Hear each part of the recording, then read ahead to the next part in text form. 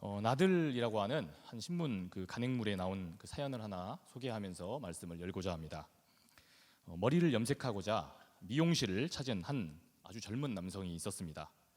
청년이었는데 여느 미용실에서처럼 먼저 그 미용실의 인턴 직원이었던 고 씨가 샴푸로 그의 머리를 감기기 시작했습니다.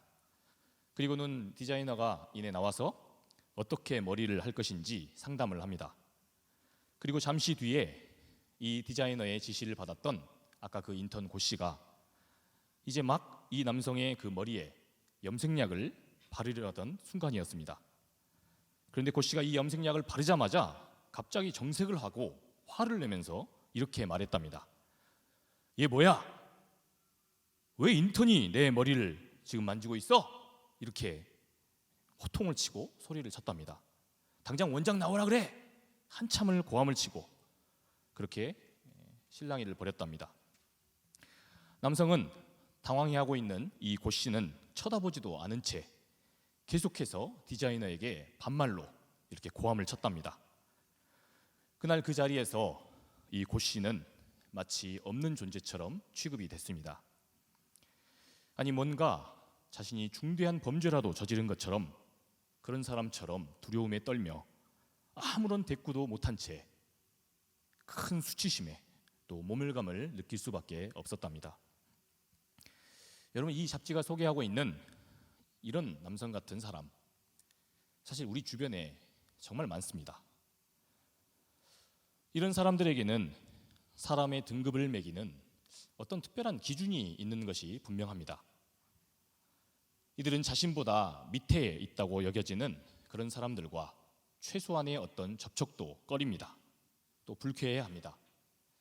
많은 심리학자들은 사람을 이와 같이 뭔가 함부로 대하는 사람, 어떤 지독한 신분의식으로 사람을 대하는 그런 사람에게는 뭔가 크나큰 심리적 병리가 있다고 이야기합니다. 과거에 자신도 철저한 신분의식에 절어있는 어떤 사람에게 깊은 차별을 당했다는 겁니다. 그래서 그 사람에게 받은 그 치유되지 않는 상처와 그 모멸감을 갖고 살고 있을 가능성이 높다는 겁니다. 그러니까 누군가로부터 심각한 무시를 당하고 또 차별을 받고 하대를 받고 그렇게 수치심과 뭔가 모멸감을 느꼈다면, 그런데 이것이 또 당사자로부터 진정한 어떤 사과를 받질 못해서 뭔가 이게 건강하게 치유되지 않으면 이런 상처를 안고 사는 사람은 반드시 자기가 당한 것과 비슷하게 행동한다는 겁니다. 아니 더 무섭게, 더 가혹하게 사람을 대하게 된다는 겁니다. 그래서 누군가에게 또 상처를 주고 모멸감을 주는 사람으로 산다는 거죠. 여러분, 어쩌면 우리가 이 세상에서 상처받을 일이 정말 많은 까닭이 바로 여기에 있는지도 모릅니다. 우리는 오늘 기쁨의 부활절을 맞았습니다. 아니 부활절에 왜 그렇게 심각한 이야기를 하시느냐 이렇게 생각할 수 있겠습니다. 여러분, 그런데 해마다 이 부활절에는 우리 주님의 부활하심을 기쁨으로 기념하며 그렇게 즐거워합니다. 그런데 매년 그래야 한다고 하니까 우리가 기쁨으로 예배하긴 하지만 부활은 어쩐지 우리가 살고 있는 이 현생에서 뭔가 일어나지 않을 것 같은 그런 기적처럼 여겨지는 것도 사실입니다. 그러다 보니 이 부활절은 어쩌면 한편으론 굉장히 막연하고 또 어쩌면 왠지 공허한 것 같은 그런 절기로 지나기도 합니다. 여러분, 그런데 성경을 보면 주님께서 이 십자가 사건과 이미 부활을 경험하시기 이전에 이 부활을 신앙을 갖고 살아간다는 것이 어떤 의미가 있는지, 또 구체적으로 이 부활의 신앙으로 살아간다는 것 도대체 무엇을 믿고 따르는 삶을 사는 것인지, 이것을 이미 우리에게 가르쳐 주신 대목이 있습니다. 여러분, 오늘 그렇게 저와 여러분에게 주시는 이 부활의 메시지, 이 부활의 가르침을 통해서 저와 여러분들의 사람을 대하는 태도와 삶을 대하는 자세가 구원받으실 수 있기를 축복합니다. 먼저 오늘 주신 말씀 22절과 24절을 함께 읽어보겠습니다. 부활이 없다 하는 사두개인들이 그날 예수께 와서 물어 이르되 선생님이여 모세가 일렀으되 사람이 만일 자식이 없이 죽으면 그 동생이 그 아내에게 장가들어 형을 위하여 상속자를 세울지니라 하였나이다. 오늘 이 말씀에 보면 부활을 믿지 않는다라고 하는 이 사두개인들이 주님을 찾아옵니다. 그래서는 다짜고짜 예수님께 이렇게 말합니다. 선생님, 이 성경에는 어떤 사람이 자식이 없이 죽게 되면 그 동생이 그 형수에게 장가들어 아이를 낳고 형을 위한 그 상속자를 세워야 된다고 말했습니다. 그렇게 가르칩니다. 이렇게 말합니다. 아니, 이게 뭔 소리냐? 무슨 형이 죽었는데 망측스럽게도 그 동생이 형수랑 결혼을 하냐? 우리는 문화적인 차이가 있어서 이렇게 생각할 수 있지만 여러분, 이것이 실제로 성경이 요구했던, 또 성경이 장려했던 법이었습니다. 유대인들은 아주 오랜 역사 동안 이 유목민들로 지냈습니다. 여러분, 유목민들은 우리가 다 알다시피 물과 또 자기 양떼를 먹일 그 목초지를 찾아서 이렇게 여기저기 떠돌이 생활을 합니다. 그러다 보니까 이 인간관계가 뭔가 새로운 구성원들을 만나서 달라지지 않고 언제나 혈족을 중심으로 그렇게 제한되고 또 고립되기가 쉽습니다. 게다가 유대 사회는 철저한 남성 중심의 사회, 그리고 가부장적인 사회입니다. 그러니 모든 어떤 경제적 실질적 소득원들은 다 남성들이 주도했습니다. 여러분, 그런데 이런 사회에서 한 여인이 남편을 잃고 홀로 남겨집니다. 남편을 빨리 여의고 홀로 됩니다. 여러분, 그렇게 되면 어찌 되겠습니까? 곧장 그녀는 경제적으로 빈곤해지고 또 사회적 약자로서 그 삶이 아주 비참해집니다. 성경이 고아와 과부와 이 나그네와 함께 이 과부를 특별히 잘 돌보라고 이렇게 명시적으로 이야기하고 있는 까닭이 바로 이런 이유 때문입니다. 그래서 이 유대 율법에는 아주 특이한 규례가 있었는데 그게 바로 오늘 이 사두개인들의 전제에 나오는 형수취수제라는 법입니다. 여러분, 이 법은 형이 상속자가 없이 죽었습니다. 그러면 그 동생이 그 형수를 취해서 혼인하는 법이었습니다. 이렇게 함으로써 1차적으로 이 약자가 된, 사회적 약자가 된 형수를 돌보는 그런 기능을 했던 겁니다.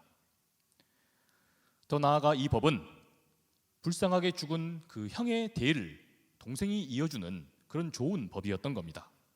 그래서 형의 대가 끊어지는 것도 막아줬습니다. 동시에 그렇게 하면서 한편으로는 형수가 만일 자기 족장 밖에서 새로운 남자와 결혼을 하게 되면 형이 남긴 그 명예나 형이 남긴 재산이 어떻게 되겠습니까? 소실되는 겁니다. 그것도 막아줄 수 있었던 겁니다. 여러분, 그런데 오늘 우리 주님을 찾아왔던 이 사두개인들이 바로 이 법을 전제로 해서 그 논리로 부활이 결코 없을 거다, 이런 자신들만의 논리를 펼쳤던 겁니다. 그렇다면 이들이 펼친 논리가 뭐였는지 우리 함께 보겠습니다. 25절에서 28절입니다. 우리 중에 7형제가 있었는데 마지가 장가 들었다가 죽어 상속자가 없으므로 그 아내를 그 동생에게 물려주고 그 둘째와 셋째로 7째까지 그렇게 하다가 최후에 그 여자도 죽었나이다. 그런즉 그들이 다 그를 취하였으니 부활의 때에 7 중에 누구의 아내가 되리이까? 여러분, 어떤 집에 형제가 7이나 있었답니다. 그런데 이 형제들이 또 하필이면 그 맏형으로부터 시작해서 순서대로 죽었다는 겁니다. 그러니까 결혼한 이 맏형이 형수를 남기고 죽으니까 누가 형수취수법으로 누가 형수를 이어받습니까? 둘째가 그 형수와 결혼했습니다. 그런데 이내 또 둘째가 죽은 겁니다. 그러니까 셋째가 이번엔 형수와 결혼합니다. 이렇게 7째까지 그렇게 다 죽었다는 겁니다. 그리고는 마지막에 이 불쌍한 형수도, 참 기구한 삶을 살았던 이 마지막으로 이 형수도 죽었다는 거죠. 그렇다면 이 현생에서 남편을 7씩이나 맞았던 이 형수, 그러면 부활한 이후에 이 형수는 누구의 아내여야 하냐는 겁니다. 여러분, 아주 그럴듯한 논리 아닙니까? 사실 가정이 굉장히 극단적이긴 하지만 어쩌면 충분히 일어날 수도 있었던 일이었습니다. 실제로 요한복음을 보면 이 예수님을 만났던 사마리아의 수가성이라고 하는 곳에 사는 여인이 있었습니다. 그 여인은 이미 남편을 5번이나 갈아치웠던, 자기 때문에 꼭 남편이 죽은 것처럼 그렇게 정죄를 받던, 그래서 자신의 삶을 굉장히 큰 열패감을 느끼며 살던 여인이었습니다. 여러분, 그러니까 이 사두개인들의 이러한 논리는 당시에 심지어 이 부활 신앙을 갖고 있었던, 부활을 믿고 있었던 신앙인들조차 상당한 의혹처럼, 뭔가 성경의 난제인 것처럼 여겨졌던 법이었던 겁니다. 여러분, 그렇다면 이러한 의혹에 대해서 우리 주님은, 오늘 부활하신 우리 주님의 그 답변은 무엇입니까? 우리 다 같이 29절, 30절 말씀을 함께 한 목소리로 읽어봅시다. 시작. 예수께서 대답하여 이르시되 너희가 성경도 하나님의 능력도 알지 못하는 고로 오해하였도다. 부활 때에는 장가도 아니가고 시집도 아니가고 하늘에 있는 천사들과 같으니라. 아멘. 여러분, 저는 아멘 했는데 여러분, 주님이 지금 어떻게 답변하셨습니까?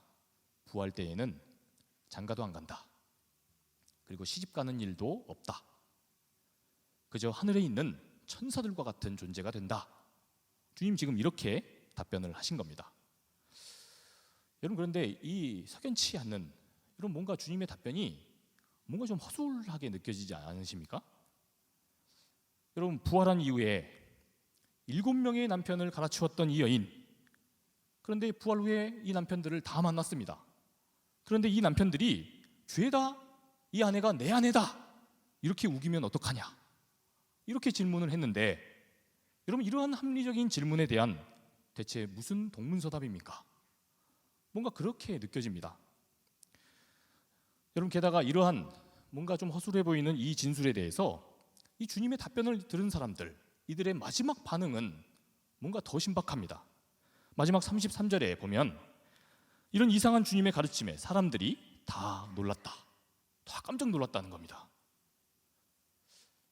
제가 보기에는 아주 명백하게 사실상 사두개인들의 완벽한 논리적인 압승이다, 이렇게 느껴지는데, 거기에 모인 모든 사람들이 다 주님의 그 가르침에 놀랐다니, 이건 또 무슨 소린가? 여러분, 그런데 우리가 이 사두개인들이라고 하는 사람들이 어떤 사람들이었는지를 알면, 그걸 우리가 이해하게 되면 상황이 달라집니다.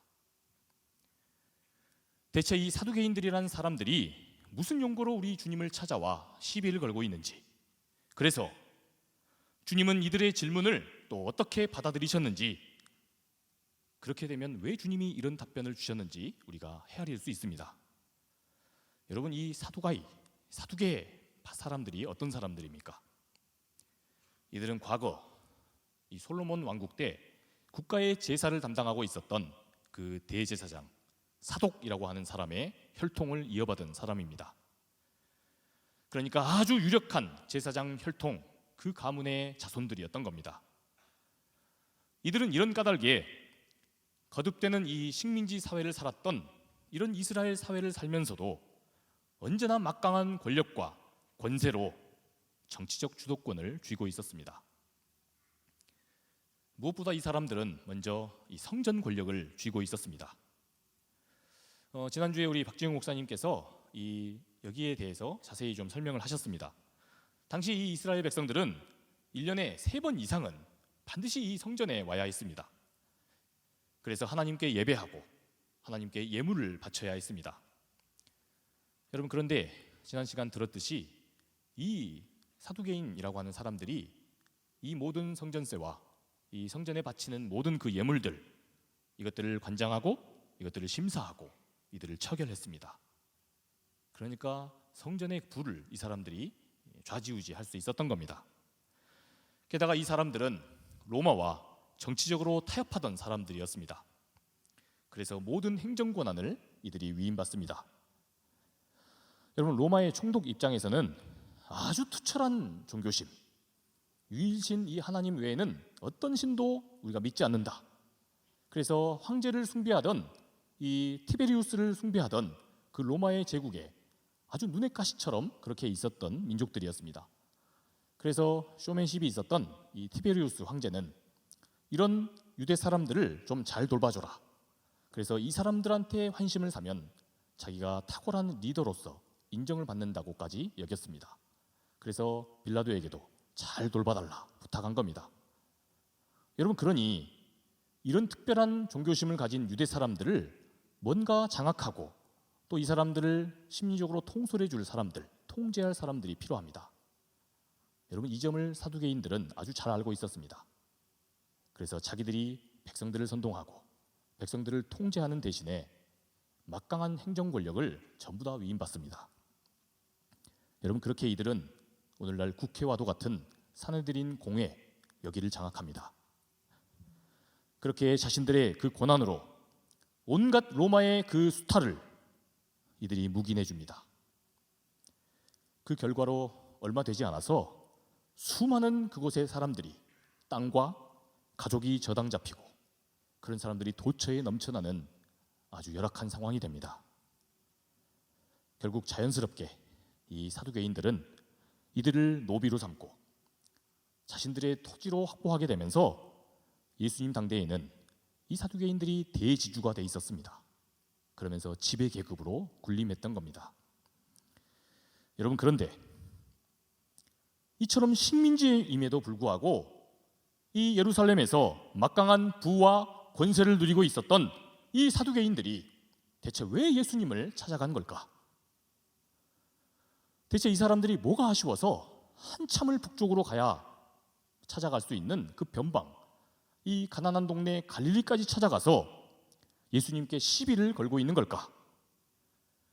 무슨 이유로 세상에서 신분 때문에 차별받고 형편 때문에 무시당하고 가난해서 잘 먹지 못하는 그 갈릴리 사람들과 함께하고 있었던 그 시대의 아싸들과 어울려 살고 있었던 그런 예수님을 이들이 뭐가 아쉽다고 지금 찾아가서 시비를 걸었을까? 여러분, 그것은 우리 예수님의 그 행보가, 예수님이 걸어가셨던 그 하나님 나라가 이들에게 굉장히 위협적으로 보였기 때문입니다. 소외된 자들과 부활을 소망하면서 천국 백성의 새로운 삶을 그렇게 꿈꾸는 하나님 나라 운동이 지금 사람들 사이에서 엄청난 파장을 일으키며 확장돼 가고 있었기 때문입니다. 여러분, 그래서 이 사두개인들은 하나님의 통치의 질서로 그렇게 다스려지는 부활의 삶이 있다며 부활의 소망을 가르치셨던 이 예수님을 가만히 둘 수가 없었던 겁니다. 그래서 지금 찾아가 시비를 걸고 있는 겁니다. 여러분, 그러니까 오늘 사두개인들의 이 부활이 없다라고 하며 던지는 이 질문 속에는 사실 이런 속내가 숨어 있었던 겁니다. 너네같이 천하고 위천한 인간들이 인정받는 그런 세상이 온다고? 어디 이 굳건한 이 세상 질서, 이런 신분과 서열에 감히 너희들이 도전을 한단 말이냐? 부활의 몸을 입은 그런 새로운 삶? 그딴 게 어디 있냔 말이냐? 지금 이들의 질문에는 사실 이런 전제가 깔려 있는 겁니다. 여러분, 지금 우리 예수님이 이런 사두개인들의 그 속내를 알아채신 겁니다. 여러분, 오늘 이 말씀 속에 오만한 이 사두개인들의 그 질문의 전제를 가만히 살펴보십시오. 지금 이들의 전제에 등장하는 한 여인, 남편을 잃었다고 하는 이 여인이 지금 어떤 사람입니까? 그녀는 아무리 노력하고 발버둥 쳐보아도 남편이라고 하는 존재의 그 보호가 없이는 혼자서는 자기 목소리도 낼 수 없습니다. 아무런 자기의 삶의 빛깔도 낼 수 없는 그런 지경에 있는 사람입니다. 그것은 슬프게도 그녀가 이토록 가부장적이고 남성 중심적 사회, 남성이 모든 것을 장악한 그런 사회에서 그녀가 여성으로 태어났기 때문입니다. 그런 그녀가 유대 사회라고 하는 바로 이 이승, 바로 이 이승의 삶의 굴레에 사는 동안은 여러분 어떻겠습니까? 아무리 자기의 노력으로 이것을 극복하려고 해도 자기의 힘으로는 스스로를 지킬 수 없습니다. 스스로 최소한의 생존을 보장받으며 작고 미미한 자기 목소리조차 낼 수가 없는 겁니다. 내봤자 아무도 돌아보지 않는 겁니다. 그저 힘을 가진 남자라고 하는 남편에게 귀속이 되어서 그의 도움이 없이는 스스로의 존재를 주장하고 지켜낼 수 없었던 그런 인생으로 살아야 했던 겁니다. 여러분, 그런데 여기 지금 이 사두개인들의 이 전제 속, 이 알량한 이들의 논리를 여러분 보십시오. 이들의 전제를 따르자면 이 여인은 죽음 이후에도, 심지어 부활을 해서조차도 하나님과 함께 천국에 가서도 지금 어떤 상태에 머물러 있어야 한다고 이들이 지금 전제하고 있습니까? 여전히 누구누구의 아내, 누구누구의 소유, 누구누구가 좀 거두어주지 않으면 경제적으로 자기를 지킬 수 없어서 경제적으로 늘 신세를 져야만 자기를 지킬 수 있는 그런 사람. 여러분, 지금 이렇게 규정되고 있습니다. 그러니까 좀 거칠게 말하면 이들의 전제는 이런 의미가 됩니다. 천국에 가서는 이 여인이 몇 번째 남자의 자비에 여전히 의존해야만 부활한 이후에도 사람처럼 살 수 있습니까? 여러분, 이렇게 질문한 거나 다름이 없는 겁니다. 세상에 하나님의 완전한 통치가 있는 천국에를 갔는데, 그래서 새로운 부활의 몸을 입고 그 부활의 옷을 입고 사는데 여전히 누구누구의 도움이 없으면 자기 스스로를 지켜낼 수 없고, 여전히 사회적으로 또 경제적으로 우월한 지위와 권위에 있는 그 사람들의 지배를 받으며 그 사람들의 눈치를 보며 여전히 이들의 감정의 쓰레기통 역할을 하면서 그렇게 살아 마땅하다는 그런 자연스러운 관점이 있었던 겁니다. 여러분, 이런 상태가 어찌 구원을 받아서 온전한 부활의 천국 백성으로서 축복받은 삶이라고 우리가 말할 수 있겠습니까? 거기서도 여전히 늘 누군가의 눈치를 살펴야 하고, 힘을 가진 사람, 그 사람의 비위를 거스리거나 혹시 그 사람의 기분을 잘 맞추지 못하면 언제고 없는 사람 취급을 당합니다. 그렇게 늘 가슴 졸이며 모멸감과 비통함 속에 그렇게 살아가야 한다면 여러분, 그것이 어찌 부활의 새 몸을 입고 영원한 축복으로 사는 삶이 되겠습니까? 여러분, 그래서 오늘 주님은 여기에 대해 단호하게 선포하시는 겁니다. 아니다. 천국에서는 시집을 가고 장가를 가는 일 없다. 부활의 백성으로 사는 삶은 누구누구의 소유, 누구누구의 밑에 있는 사람, 그딴 것 없다. 그런 것에 얽매이는 삶 더 이상은 없다. 이렇게 선언하신 겁니다. 여러분, 우리는 이 땅의 현실을 살아가는 동안에는 어쩔 수 없이 제도에 얽매여 삽니다. 결혼과 가족이라는 울타리, 또한 학교와 회사, 이 속에서 온갖 현실의 관습과 질서에 속해서 거기에 묶여서 거기에 얽매여서 삽니다. 여러분, 그것뿐입니까? 이 세상의 모든 것을, 모든 존재를, 심지어 고귀한 인격체인 사람을 얼마짜리인가로 가치 판단하고 그렇게 규정하고 그렇게 속단하는 그런 이 땅의 이념에도 우리가 묶여서 삽니다. 이 속에서 그것들이 자아내는 지위나 또한 신분의식의 그런 굴레 속에서 우리도 누군가에게 무시를 당하고 역으로 나 역시 나보다 못하다고 여겨지는 사람에게 함부로 대하고 그렇게 우리는 상처를 주고 상처를 받으며 살아갑니다. 오늘 예수님과 갈릴리 사람들을 비하하던 바로 이 사두개인들처럼 말입니다. 여러분, 이런 관점에서 보면 이 사두개인들은 사실 부활을 믿지 못하는 것이 아니라 이들은 믿지 않는 겁니다. 지금 세상이 다 자기들의 손아귀 안에 있습니다. 모든 권력과 지위와 권세도 지금 자기들 수중에 있는 겁니다. 그래서 지금 누구든지 내 발밑에 두고 내가 마음대로 해도 되는 그런 사람들이라고 여기고 모든 사람들 위해 군림하며 사는데 그래도 되는데 바로 지금 여기 말고 어디가 대체 천국이고 도대체 무슨 부활의 새 몸, 더 좋은 삶의 가능성이 있겠습니까? 여러분, 그러니까 지금 이 사람들에게는 부활이 있으면 안 되는 겁니다. 불의한 이 세상의 구조가 하나님의 통치로 리셋이 되고 다시 초기화되면 안 되는 겁니다. 여러분, 그런데 여기서 우리는 이 사람들을 보며 기억해야 합니다. 여러분, 우리에게도 바로 이 지독한 이 사람들과 같은 이 사두개주의가 있습니다. 오늘 이 사두개인들처럼 우리도 때로 끝을 모르는 그 우월감으로 언제나 자기 입장에서만, 내 입장에서만 사람을 봅니다. 그리고 자기 기준으로, 바로 내 기준으로 그렇게 누군가를 함부로 말하고 그가 살아온 족적을 함부로 평가하고 그가 그렇게 생각하고 결정하는 그 결정을 은연중에 무시하고 깔봅니다. 여러분, 이러한 지독한 이기주의, 바로 이 사두개주의가 바로 우리 안에도 있다는 겁니다. 사랑하는 여러분, 오늘 이 주님의 부활을 기념하는 그 주일을 우리는 지킵니다. 여러분, 그런데 주님은 오늘 우리에게 똑똑히 보라고 말씀하십니다.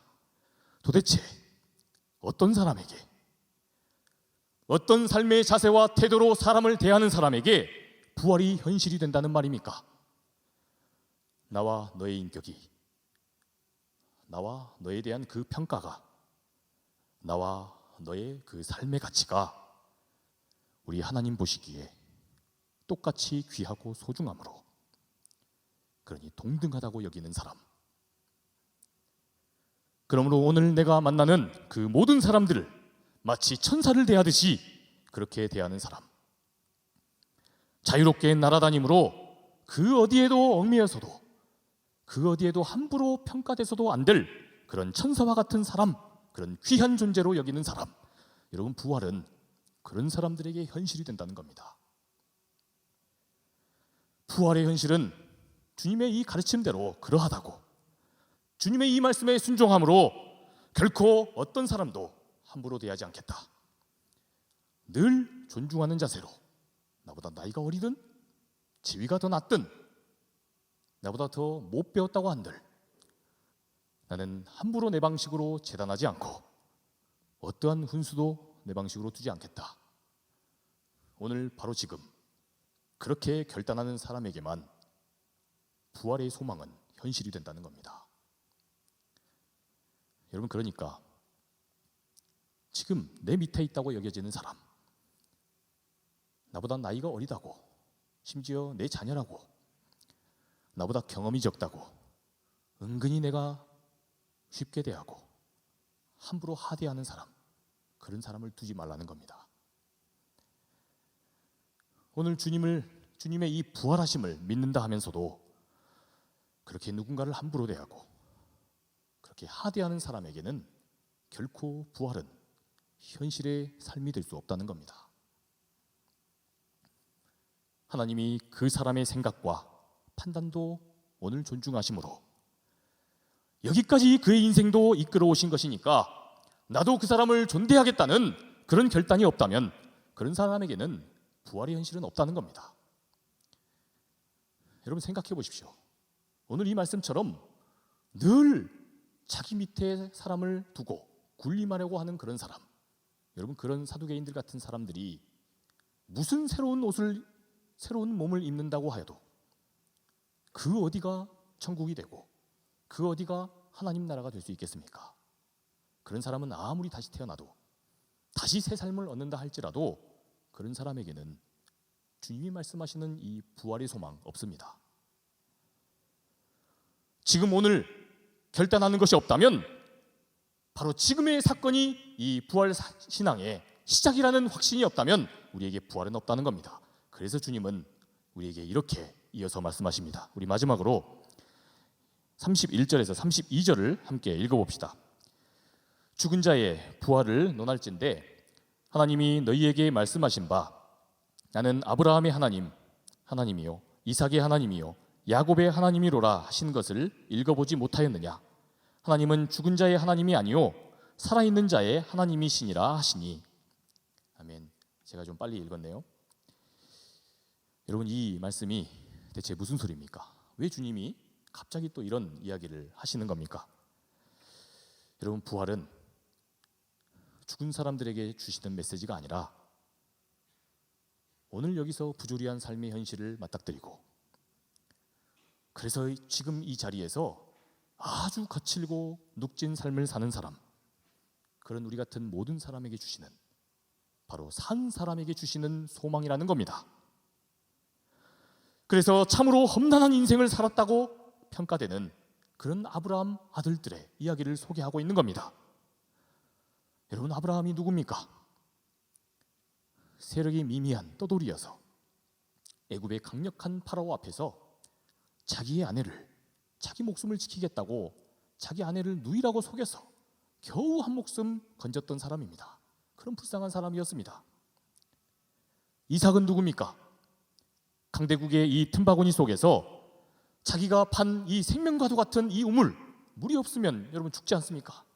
자신의 목초지, 자신의 그 양들도 다 잃지 않습니까?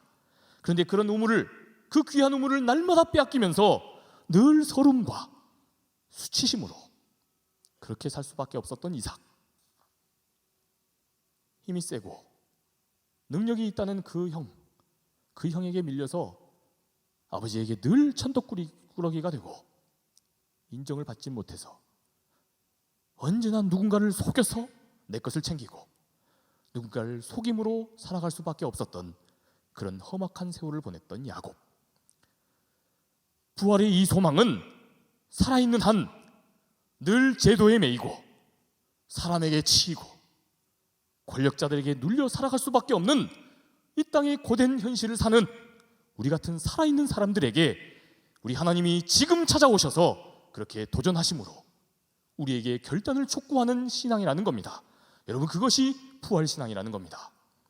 그러니 사랑하는 여러분, 바로 이 부활신앙은 이처럼 단순히 부활의 관념을 우리가 어떻게 이렇게 저렇게 어떻게 다시 사냐, 이런 부활의 관념을 믿는 신앙이 아닙니다.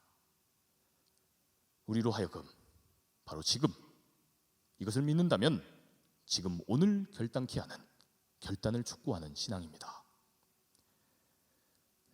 우리 예수님께서 십자가 위에서 세상의 모든 악과 또 상처와 그 증오의 그 굴레를 십자가에서 끊으셨듯이 우리도 세상 모든 악한 질서와 이 악한 질서 속에서 우리네 몸과 마음에 난 그 상처들, 그리고 우리 안에 도사리는 그 복수심을 내 때에서 온전히 끊어내겠노라고 그렇게 결단한 자리에서 부활은 현실이 된다는 겁니다. 그러니 사랑하는 여러분, 오늘 이 주님의 말씀의 권위에, 그 권위를 따라서 오늘 선포합니다. 오늘 이 부활의 신앙이 저와 여러분 우리 모두가 가까운 가족과 또 친구와 직장 동료 그리고 이웃을 대하는 그 태도와 자세를 구원하여 주시기를 축복합니다. 부활신앙이 타인의 그 삶의 존재와 그 자체를 아주 귀하게 보시고 우리로 그 사람의 입장에서 생각할 그런 넉넉함, 마음의 넉넉함과 여유를 허락할 수 있게 되기를 주님의 이름으로 축복합니다. 주님의 부활을 믿는 이 신앙이 우리로 하여금 만나는 모든 사람들을 존대하게 대하고 그 사람을 있는 그대로의 모습으로 그렇게 넉넉히 감싸고 용납할 수 있게 되기를 주님의 이름으로 간절히 축복합니다. 주님, 은혜를 감사합니다. 우리도 주님의 십자가의 보혈이 없었다면 이 사두개인들과 같이 언제고 우리에게 함부로 하는 그 사람들을 욕하고, 그러면서도 우리도 누군가 나보다 못하다고 여기고 나보다 아래에 있다고 여기고 나보다 어리고 또 무식하고 어리석다고 여기는 사람들에게 함부로 할 수도 있었건만 이런 우리들의 사두개적인 이런 모습을 오늘 말씀을 통해 보여주시니 감사합니다.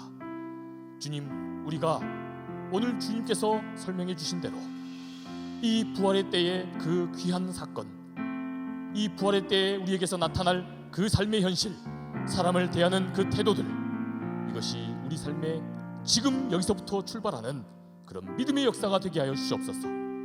부활의 현실이 우리의 지금의 삶에서 우리가 믿음으로 결단함으로 그렇게 나아감으로 지금 여기서 출발되는 그런 믿음의 현실, 부활의 현실이 여기서 확장되게 하여 주옵소서. 우리를 통하여 그래서 세상이 주님을 알고 부활이 있음을 알게 하여 주옵소서. 그렇게 우리 삶을 인도하실 우리 하나님만을 찬양합니다. 이제는 부활이요 생명이 되시는 우리 구주 예수 그리스도의 은혜와 하나님 아버지의 크고 극진하신 사랑하심과 성령님의 감화 감동 교통하심의 역사가 이 자리에서 부활의 신앙으로 이 시간 결단을 촉구함으로 그렇게 부활의 현실이 이 땅에서부터 우리를 통해서 드러나는 사건임을 우리가 믿음으로 고백하며 나아가는 이 시간 결단하고자 주님 앞에 선 우리 모든 상당의 청년들 위해 지금도 누군가에게 상처를 받고 모멸감을 느끼며 살아가는 이 시대 수많은 고씨와 같은 모든 이들에게 이제로부터 영원토록 함께하옵시기를 간절히 축원하옵나이다. 아멘.